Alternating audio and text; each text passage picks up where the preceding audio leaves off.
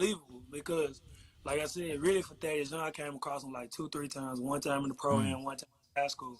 He Yeah. didn't act like he was big than no one. He was in there joking with us, playing. Uh, he was still critiquing our game, and it was just natural. And then it was a couple of overseas guys that went to my high school, and they used to come back and coach us, and they were just natural.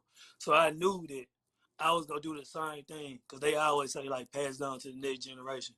So that was kind of one of my goals to make sure after I make it, I do the same thing in the community, which I'm doing now.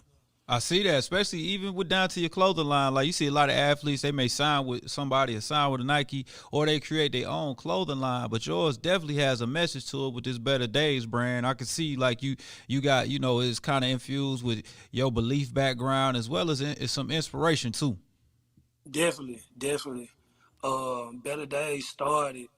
I tore my ACL in college playing ball, Mm. and Shy Glizzy had that song "Better Days" come out. Mm-hmm. And when the dude started talking, he was like, "Life is like a battery. You have your ups and your downs," and Mm. that just stuck with me. So then, as I went overseas, they were like, "You can make your own clothing line," and everybody knew me for tagging Better Days and Yeah. knowing that I came up with some type of struggle, or came out trying to make sure I want everybody to get better or to have better days. Mm-hmm. I just ran off with it and just started adding designs each year and pushing it.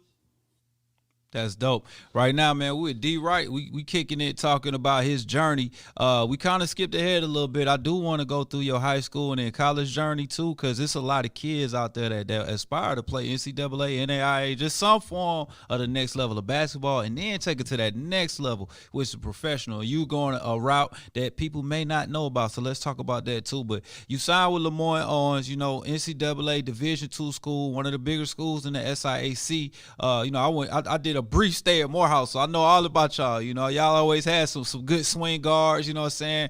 Probably some of the better backcourts. In Division II basketball. So what was it like coming out of high school? Everybody in high school plays, and then the better players get scholarships. You know what I'm saying? It's tens of thousands of players across the nation playing high school, but it's It only is. about 3 or 4 thousand scholarships total. You know what I'm saying? So how did that feel when you get your offer letter, you sign, you going off to school?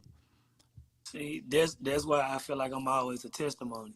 Mm. So in my high school team, we might have had 9 seniors. One had a full ride. I Mm. had a partial. Somebody else might have had a JUCO. My favorite teacher, R.I.P. Miss Cox.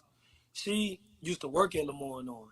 Mm. And the coach came and seen me play. Then the other assistant coach came and seen me play.